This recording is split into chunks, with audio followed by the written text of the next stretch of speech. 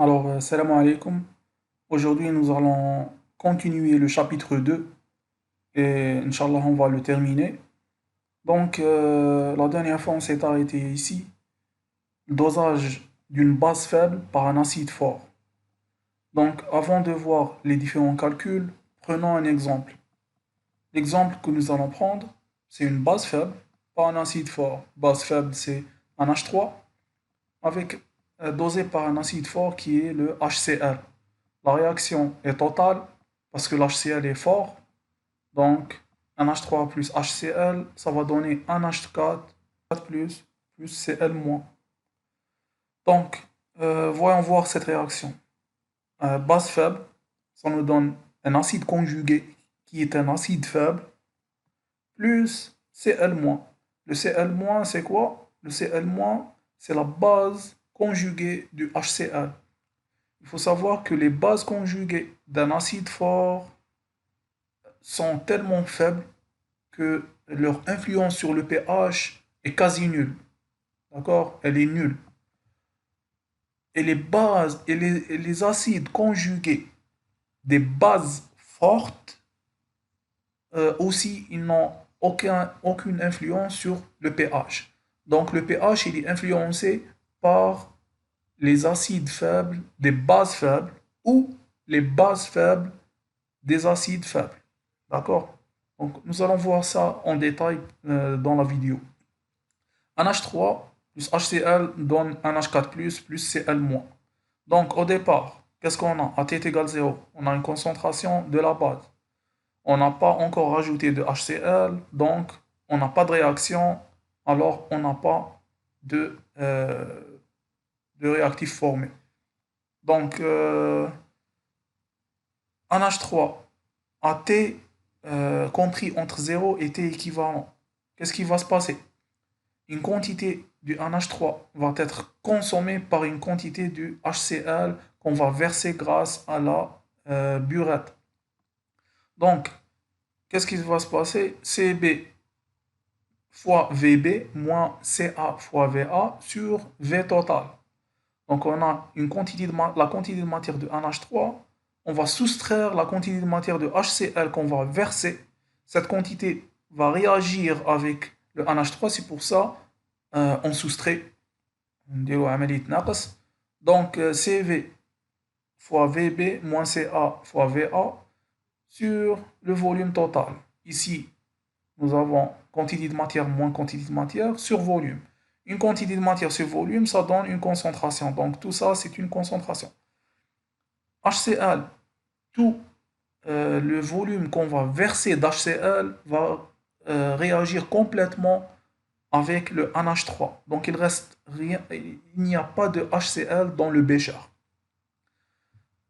Après, qu'est-ce qu'on va avoir? On va avoir Ca fois Va sur Vt. Ca fois Va sur Vt, d'où vient cette concentration? Elle vient d'ici. Donc c'est la quantité d'HCl qui va réagir avec la quantité de NH3 qui va donner tout ça.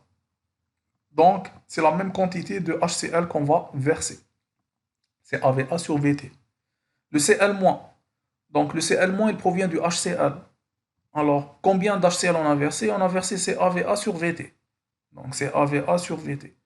Tout en sachant que le volume total est égal à Vb plus Va. D'accord? Alors, voyons voir plus tard. Plus tard dans la réaction, nous avons T est égal T équivalent. Alors, au temps équivalent, qu'est-ce qui va se passer? Cette quantité de matière va augmenter de telle façon que Ca fois Va est égal à Cb fois Vb. D'où le 0. D'accord? Cb fois Vb moins Ca fois, on va rajouter du volume de l'acide, donc le volume, ce volume, on va l'appeler V équivalent. Cb fois Vb moins Ca fois V équivalent est égal à 0. Donc, est égal à 0. Tout l'HCl qu'on va verser va réagir avec le NH3, donc il restera 0 concentration d'HCl dans le bécher. Et le NH4+, c'est un produit entre HCl et NH3. Donc c'est CaV équivalent sur Vt'. N'oublions pas, à T est égal à T équivalent, nous avons CB fois VB est égal à CA fois V équivalent. C'est-à-dire, ici, on peut écrire CB fois VB ou CA fois V équivalent. C'est la même chose, parce que c'est deux quantités de matière qui sont égaux. Donc, CA fois V équivalent sur VT prime. Pourquoi le prime? Parce que VT prime, c'est VB plus le nouveau volume de l'HCl, VA prime. VA prime, c'est le volume d'HCl qu'on a versé de l'instant T0 jusqu'à T équivalent. C'est pour ça qu'on l'appelle VA prime.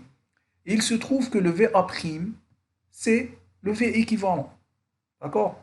Pourquoi? Parce qu'on est au temps égal T équivalent, où on trouve CB fois VB est égal CA fois V équivalent. D'accord? Donc c'est pour ça le VT change. Ici nous avons VB plus VA. Ici c'est VB plus V équivalent. C'est un volume différent. Le VB reste le même parce que c'est le volume de la base dans le bécher.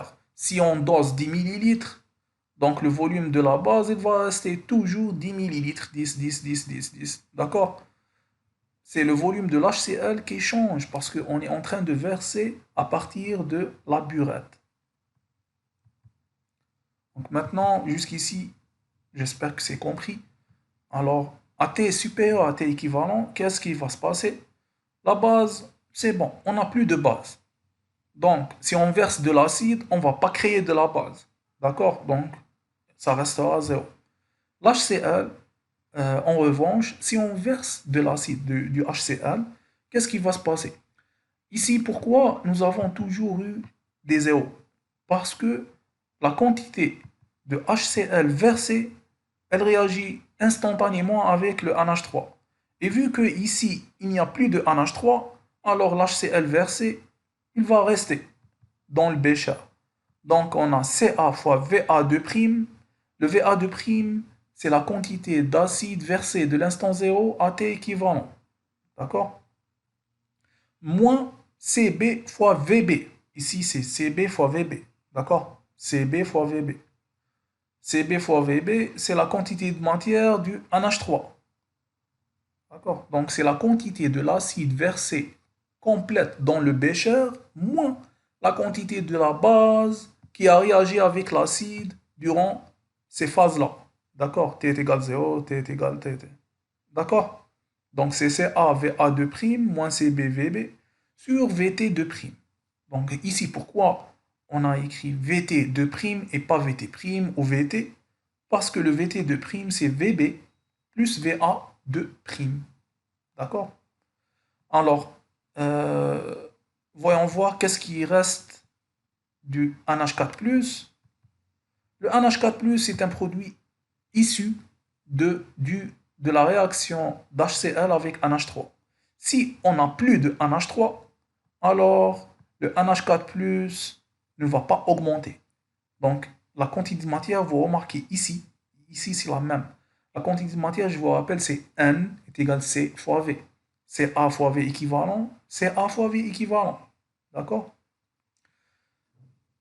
Ce qui change, c'est la concentration. CA fois V équivalent, on va la diviser sur Vt2'. Parce que le volume du bécher change. Il ne reste pas le même.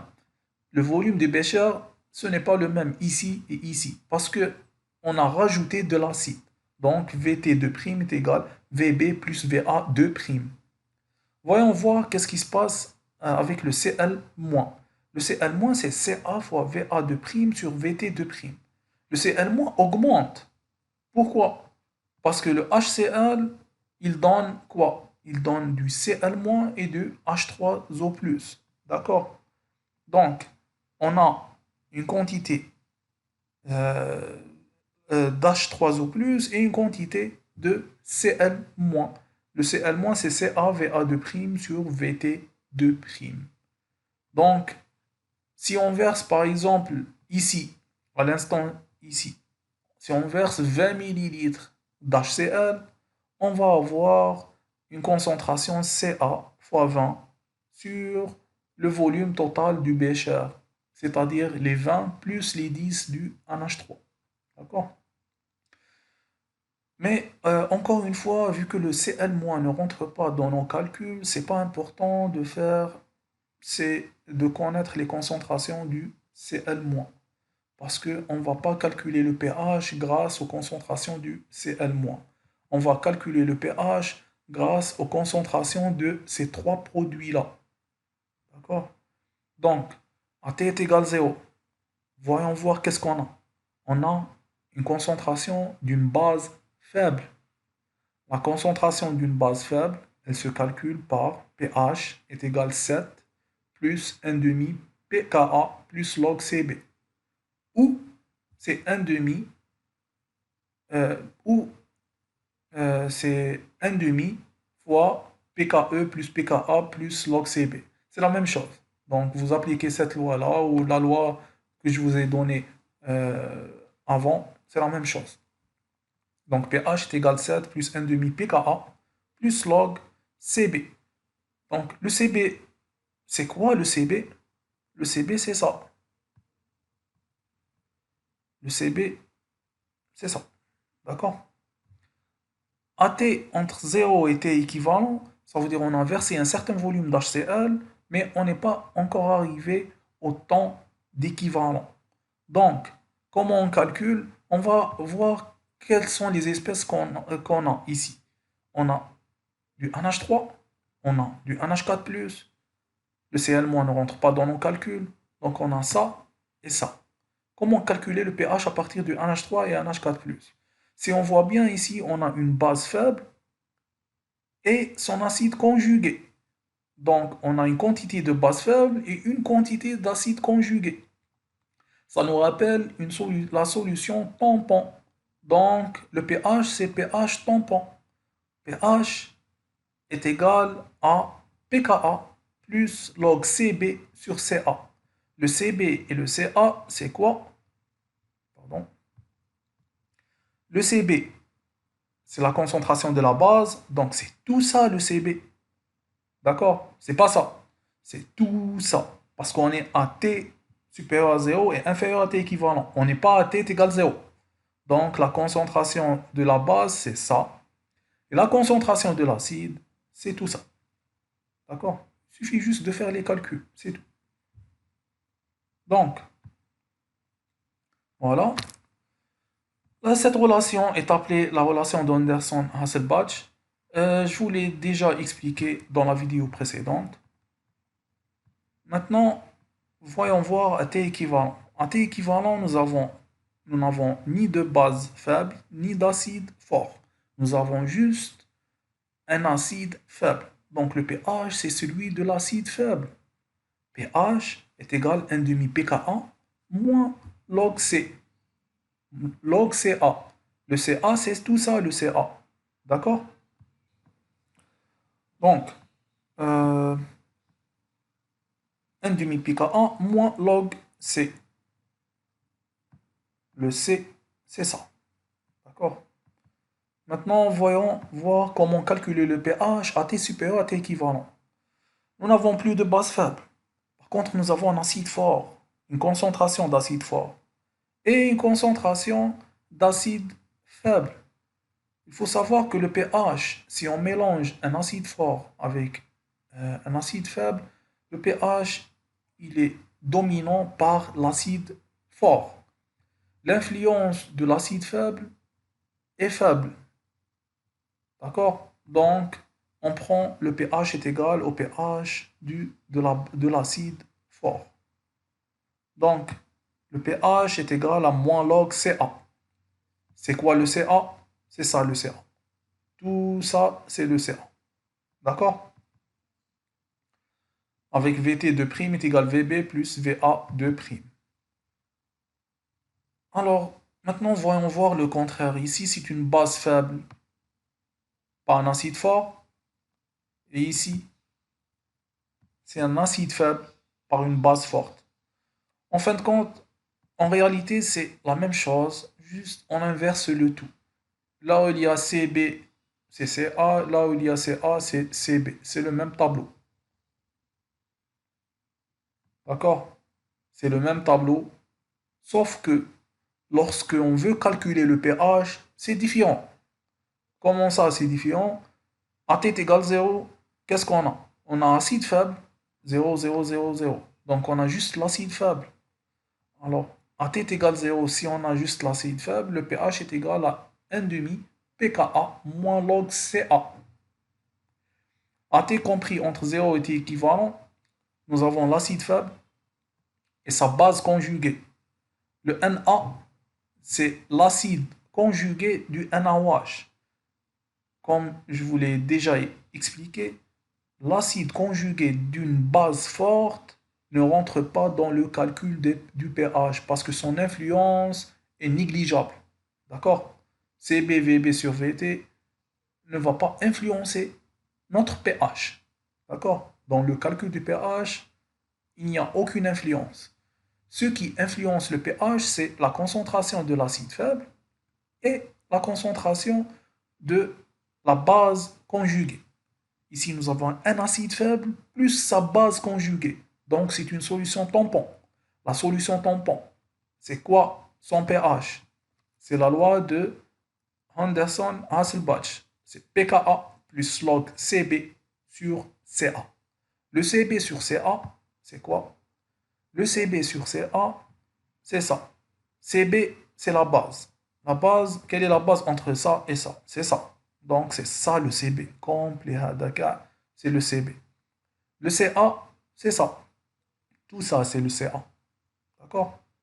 Ici, vous allez trouver que j'ai écrit que pH est égal à pKa plus log Cb sur Ca est égal à pKa plus log x sur 1 moins x. Donc, cette relation, c'est la même que cette relation. Juste, les concentrations, on les exprime avec x. X, c'est quoi? X, c'est la concentration de CH3COH durant tout le dosage sur Ca. D'accord? Ça veut dire ici, à T est égal à 0, c'est Ca sur Ca, donc X est égal à 1. Ici, c'est tout ça sur Ca. Donc, vu que ça, c'est inférieur à Ca, donc nous allons avoir un X compris entre 0 et 1. D'accord? Supérieur à 0 et inférieur à 1. C'est ça le X. C'est pour ça ici, c'est écrit X sur 1 moins X. X, c'est la quantité de l'acide faible CH3COH sur sa concentration initiale, sur 1 moins X. 1 étant la concentration de CH3COH initiale, moins la quantité qui a réagi avec le NaOH. Donc, quel est l'intérêt du X? L'intérêt du X, c'est que à X voisin de 0,5, le pH est proche du pKa. Vu qu'il est proche du pKa, ici, on réalise la zone tampon. Pour réaliser une solution tampon idéale, il faut que X soit avoisinant de 0,5. Ça veut dire que la concentration de Cb et Ca doivent être à peu près la même concentration. Voilà.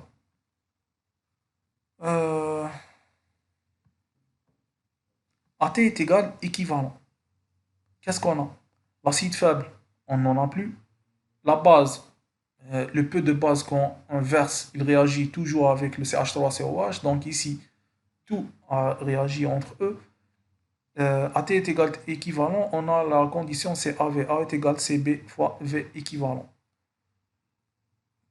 Donc le V équivalent, c'est toujours le volume de la solution qu'on met dans la burette. D'accord? Ici, la solution qu'on met dans la burette, c'est un NaOH. Et ici, c'est le HCl.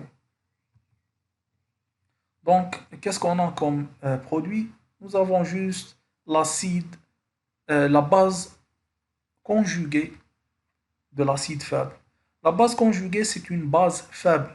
C'est-à-dire le pH est égal à 7 plus 1,5 pKa plus log Cb.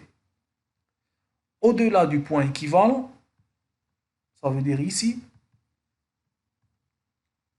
Ici, nous avons 0 CH3COH parce que c'est bon, on l'a terminé ici. Donc, si on rajoute du NaOH, on ne va pas créer du CH3COH. Donc ici, ça reste 0. Ici, nous avons une quantité de NaOH, CbVb2' moins CaVa sur Vt2'. Donc c'est la même chose qu'ici. D'accord? C'est la même explication. Il faut revenir en arrière dans la vidéo pour revoir l'explication que j'ai décrite là-bas. Donc, on a une concentration de NaOH.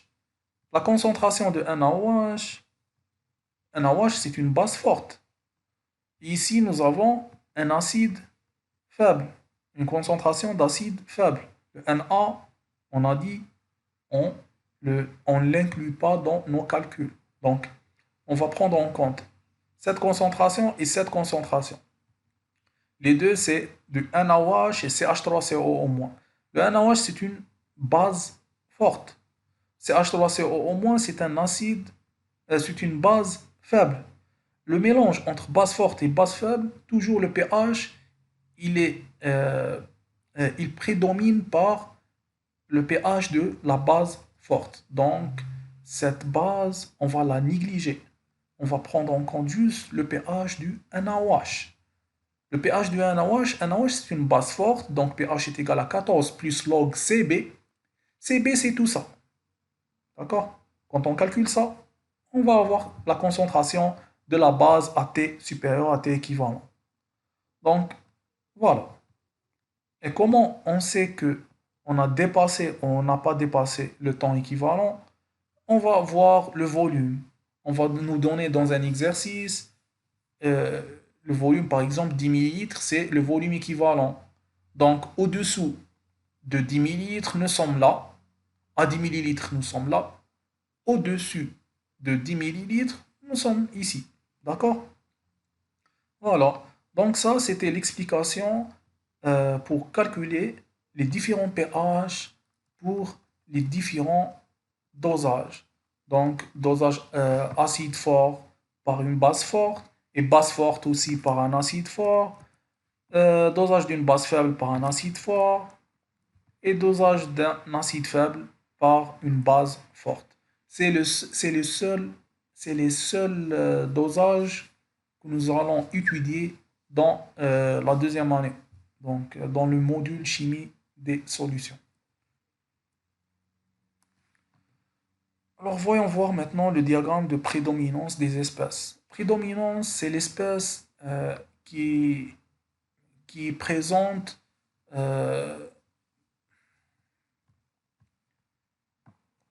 prédominance, c'est l'espèce qui est majoritaire, c'est-à-dire, par exemple, on a le CH3COH et le CH3CO-.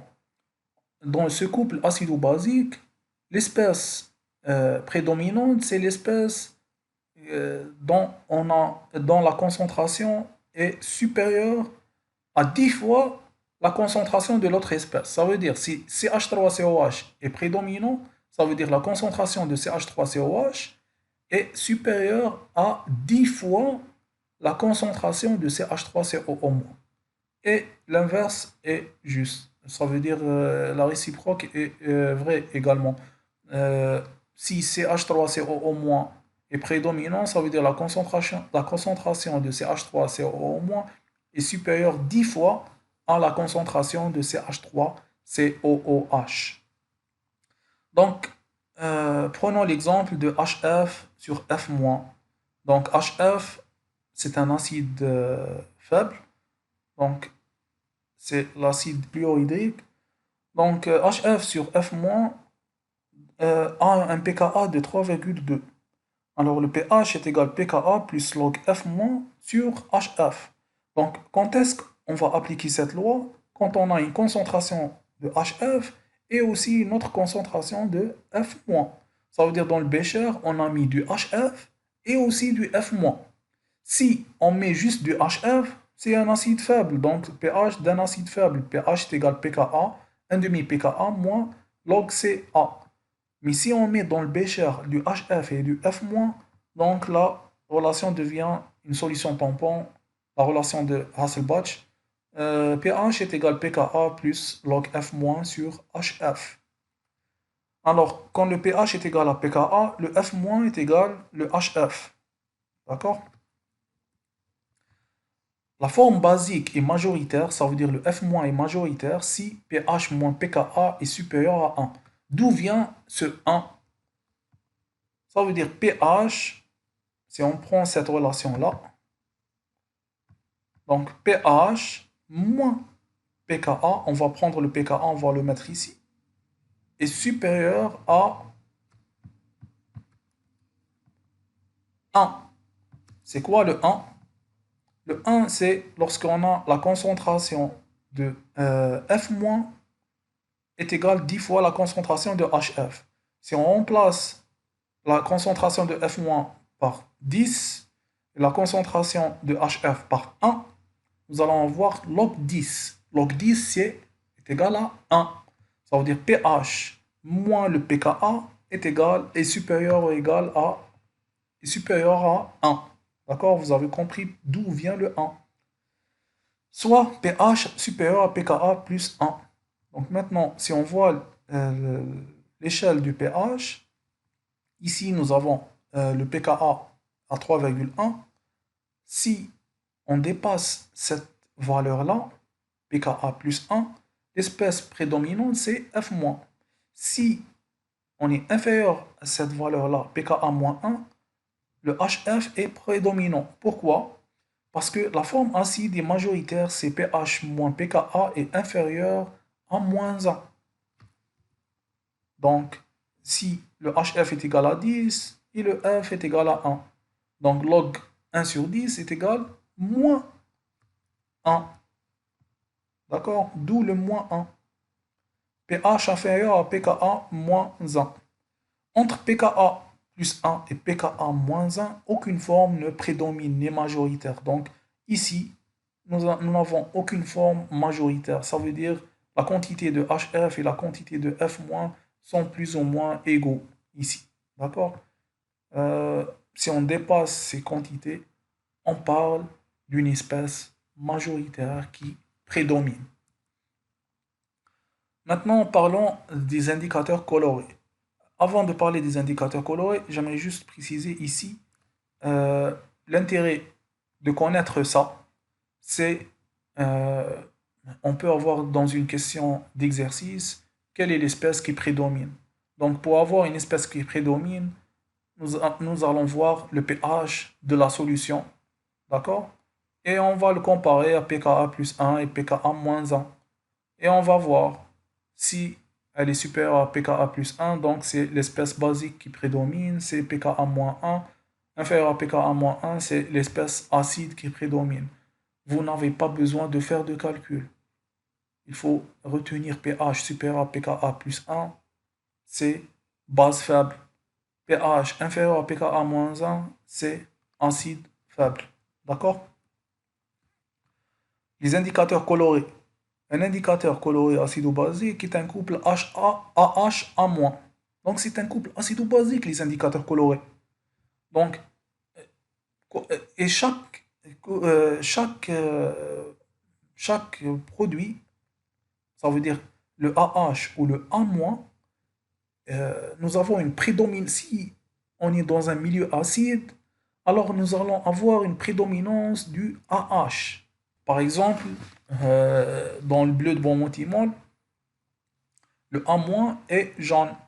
D'accord? Donc, par exemple, dans le bleu de Beaumont-Timol, la version, l'acide de l'indicateur est bleu et la base de l'indicateur est jaune. Donc, si le milieu est acide, donc ça va nous donner une couleur jaune. Si le milieu est basique, ça va nous donner une couleur bleue. Voici quelques exemples d'indicateurs colorés, leur domaine de pH et les couleurs, leurs différentes couleurs. Donc, ce tableau donne quelques exemples montrant les zones de virage des indicateurs colorés. Voilà. L'indicateur coloré doit être choisi pour que le changement de coloration s'effectue approximativement de part et d'autre du point d'équivalence. ce qui veut dire qu'il dépend de la nature de l'acide et de la base du dosage. Donc, en première année, vous avez vu le dosage acide ou basique et comment on choisit un indicateur coloré euh, dans un dosage. D'accord? Donc, chaque dosage, vous devez choisir le bon indicateur coloré de telle façon que l'indicateur coloré doit indiquer la zone de virage au point équivalent. D'accord? Le degré de dissociation au coefficient de dissociation ou de protonation. Donc, le degré de dissociation, c'est alpha. Alpha, on l'appelle aussi coefficient de dissociation ou de protonation. D'accord? Donc, c'est quoi ce degré-là?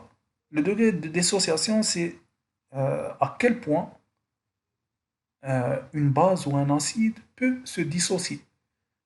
Prenons l'exemple des acides forts ou des bases fortes. On a dit que c'est des composés qui se dissocient complètement. Donc leur alpha est égal à 1. Parce que alpha, c'est parce que alpha, c'est une fraction. D'accord? Alpha, c'est une fraction. La fraction de alpha est égale n dissocié sur n initial non dissocié. Donc nous avons cette loi de alpha. Nous avons aussi d'autres lois. Comment calculer le alpha d'un acide faible ou d'un acide fort, ou d'une base faible. Donc on prend l'exemple d'un acide faible. D'accord? Voyons voir comment se fait le calcul. Voici l'acide faible. Plus H2O, ça donne A- plus H3O+. Ici, n'oublions pas les deux flèches qui indiquent que le AH se dissocie en même temps qu'il se forme. Alors, AH à T égale 0, nous avons CAH. L'eau est toujours en excès. Au départ, nous avons 0, 0, les concentrations des ions. À T est égal équivalent, nous avons CAH. Ici, euh, on, on a l'habitude de mettre moins epsilon. Mais ici, j'ai écrit CAH, moins alpha CAH. Le epsilon, en réalité, c'est quoi? C'est la concentration du CAH fois un coefficient moins le coefficient de dissociation. Donc, c'est CAH moins alpha CAH. Le alpha CAH, c'est epsilon dialna, les B. Donc, CAH moins alpha CAH, ça donne alpha CAH, alpha CAH. D'accord? Donc, on va remplacer le epsilon par le alpha fois CAH. Alors, de, cette, euh, de ces données, nous avons Ka est égal à H3O plus fois A moins sur AH. Alors, H3O plus fois A moins sur AH. D'accord? Nous allons faire une approximation. L'approximation que nous allons faire, c'est ça. CAH moins alpha CAH est égal à peu près à CAH. Pourquoi? Parce que le alpha CAH est tellement petit que CAH moins alpha CAH, c'est à peu près la concentration CAH. Grâce à cette approximation, nous pouvons calculer le alpha. Ka est égal à alpha au carré fois CAH au carré. Donc, d'où vient ça? Le alpha au carré, CAH au carré. De ça, alpha CAH fois alpha CAH, ça donne alpha au carré, CAH au carré. Le au carré avec le CAH du dénominateur, donc on va le simplifier. Ça va donner alpha au carré CAH. D'accord? Alors, alpha est égal à la racine carrée de KA sur CAH. Ce CAH, c'est celui-là. D'accord? Donc, le coefficient de dissociation, c'est ça, sa deuxième loi. Donc, concernant une base faible, on raisonne de la même manière. On aura alpha est égal à racine carrée KB sur CB. Parce que c'est une base faible. La base faible, alors, elle est caractérisée par la constante de basicité, KB. Alors, alpha est égal à racine carrée de KB sur CB. D'accord? Voyons voir quelle est l'importance aussi de alpha. Alors, alpha est égal 0 indique qu'il n'y a pas eu de dissociation. Ça veut dire qu'il n'y a pas de réaction entre l'acide et l'eau, ou la base et l'eau. Donc, euh, cette, euh, cette condition est pour les solutions non acides et non basiques. Donc, alpha est égal à 1, indique que la solution se dissocie complètement. Quand est-ce qu'on a une dissociation totale de la solution? Quand on a un acide fort ou une base forte. Alpha compris entre 0 et 1 indique que la dissociation est partielle. Le pourcentage de dissociation est donné par alpha fois 100. Vu que alpha donne, est égal au maximum est égal à 1 et c'est une fraction, donc si on multiplie alpha par 100, on va avoir le pourcentage de dissociation. Alors, l'autre intérêt de alpha, c'est la loi de dilution d'Oswald. Cette loi, qu'est-ce qu'elle dit? On prend alpha est égal Ka sur Ca pour les acides faibles, d'accord? Alors, qu'est-ce qu'elle dit? Elle dit que si Ca diminue, alpha augmente. D'accord? Ka, c'est une constante. La concentration Ca, c'est pas une constante. Elle peut varier. Donc, ça dépend de la solution que vous avez. Si on diminue le Ca, ça veut dire si on rajoute de l'eau, le alpha augmente. Pourquoi? Grâce à cette équation. C'est l'équation d'Oswald, la, la loi de dilution d'Oswald qui l'explique. Ce qui veut dire que le degré de dissociation augmente si la concentration diminue. À dilution, la loi de Oswald, c'est ça.